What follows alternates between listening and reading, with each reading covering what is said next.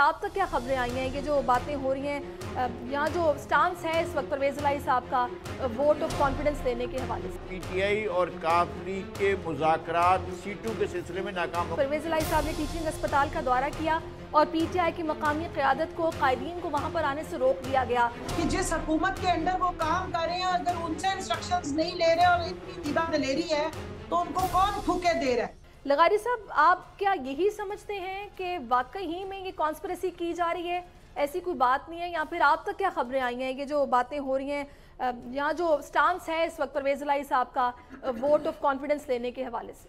देखिए, बातें तो वही होंगी, खबरें तो वो होती हैं जो लोग लाते हैं कि जनाब हमारे पास ये इतला है कि फलां पार्टी उसका साथ दे रही है, फलां पार्टी उसका साथ नहीं दे रही। जैसे ये आज कहा गया कि जनाब पीटीआई और काफ लीग के मुज़ाकरात सीटों के सिलसिले में नाकाम हो गए, ये बात आम तौर पर कही जा रही है।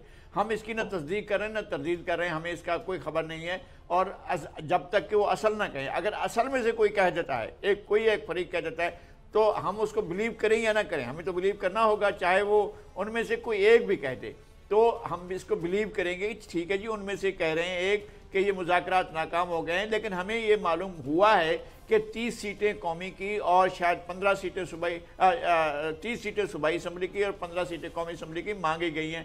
इसकी तरदीद किसी ने नहीं की है। चलें, ये ठीक है, मुज़ाकरात हो रहे हैं। तरदीद इसकी कमल साहिबा से पूछ लेते हैं, क्यों नहीं की गई, या ऐसी कोई बात है या नहीं है? कमल साहिबा, क्या कहेंगी आप? देखिए जी, मुझे इस हवाले से मालूम नहीं है कि कितनी मांगी गई है, लेकिन एक बात मैं आपको याद करा दूं, अभी कुछ अर्सा पहले खान साहब ने एक वो दिया था इंटरव्यू और उसमें उन्होंने बात की थी कि हमने दूसरी पार्टी पे एडजस्टमेंट नहीं करनी, निशान एक ही होना चाहिए, यानी कि बल्ले के निशान पे ही सीट एडजस्टमेंट हो सकती है, बाकी किसी और निशान पे एडजस्टमेंट्स नहीं होगी। सो काम तो चल रहा है, मामलात हैं, और जिस तरह नज़ीर लगारी साहब ने कहा, जब तक फ्री कैन आके क्लियर स्टांस ना दे, उससे पहले तो अजम्पशंस ही हैं और मिसकॉन्सेप्शंस फैलाने के लिए तो बहुत सारे, आपको पता है, टोकरियां भी मौजूद हैं। ये आपने कमल साहिबा इससे पहले डिसइंफो लैब्स की बात की जो कि इस तरह के काम कर रही हैं, लेकिन एक ऐसा हालिया इंसिडेंट है जिस पर मैं चाहूंगी कि आप बिल्कुल वजाहत करें कि परवेज़ इलाही साहब ने टीचिंग अस्पताल का दौरा किया और पीटीआई की मकामी क़यादत को, कायदीन को वहां पर आने से रोक दिया गया, जिस पर उन्होंने कहा है कि उन्होंने हमारे साथ बदसलूकी की है और हम यकीनी तौर पर इस बात की शिकायत खान साहब से करेंगे। तो ये फिर क्या रवैया है? यही वजह है ना कि फिर मुखालिफिन को भी मौका मिल रहा है कि वो इस तरह की बातें करें?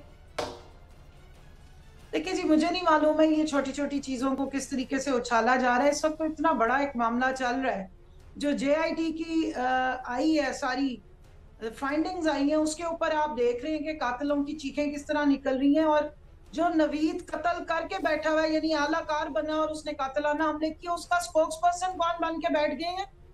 आपके मुल्क के वजीर दाखिला यानी राना सनाउल्लाह। वो ऐसे लग रहा है कि उनका अपना ही कोई बगल बच्चा है जिसको बचाने के लिए वो सुबह शाम बयानात दे रहे हैं। तो इस किस्म के टॉपिक्स हैं जिस पे हमें बात करनी चाहिए कि इस वक्त जब पंजाब की हुकूमत परवेज़ इलाही साहब और पीटीआई के पास है, और परवेज़ इलाही साहब बारहा, मोनिस इलाही साहब बारहा एंडोर्स कर चुके हैं कि जिस वक्त खान साहब हुक्म करेंगे हुकूमत हम खत्म कर देंगे, उसके बावजूद भी वो DPO गुजरात की आपने देखा कि बारहा बड़े बड़े चैनल्स पे बड़े बड़े एंकर्स ने उनसे उस वक्त जो है वो इंटरव्यूज लिए कि आपने किस तरह वीडियो रिलीज कर दी, और वो बड़े धड़ल्ले से अपनी जो उन्होंने वर्दी सजाई हुई है उसके ऊपर वो ओथ उठाते हैं, उस पे वो एक अहद लेते हैं। तो कमल साहिबा, यहाँ पर तो सवाल फिर आप लोगों से भी बनता है ना कि जब DPO साहब ने वर्दी सजाई हुई है और उनका इतना क्लियरली नाम आ रहा है, तो कमल साहिबा वो वर्दी सजा के क्यों बैठे हुए हैं? जब पंजाब में हुकूमत आप लोगों की है, आप लोगों के साथ इत्तेहादी हैं काफ लीग वाले, तो फिर DPO साहब काम कैसे कर रहे हैं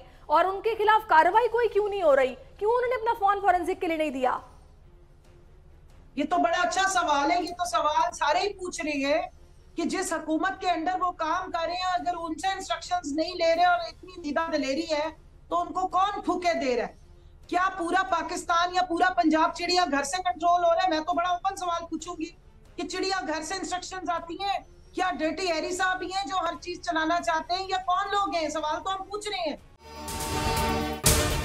अगर आपको ये वीडियो पसंद आई हो तो सब्सक्राइब कीजिए और बेल आइकन जरूर हिट कीजिएगा। 2022 बहुत सारे तोहफे भी देके गया पाकिस्तान की आवाम को। पाकिस्तान की आवाम को एक तोहफा ये दिया कि आवाम को पता चल गया कि पाकिस्तान का मीडिया क्या है। हक और सच का सफर साल 2022 में बोल रहा नंबर 1। हमने बहुत सारे शोज और ट्रांसमिशंस की, पूरा साल मुसलसल जदोजहद में निकल गया कि ये वोट ऑफ कॉन्फिडेंस के पीछे कौन लोग थे। तोड़े रेटिंग के सभी रिकॉर्ड। सोशल मीडिया पर भी सबसे ज्यादा तेजी से 2.4 बिलियन व्यूज का संगे मील अबूर किया। एंकर्स को भी आवाम में सबसे ज्यादा मकबूलियत मिली और सोशल मीडिया पर भी बोल रहा सब पर भारी। सब्सक्राइब करें और बेल दबाएं ताकि कोई खबर रह न जाए।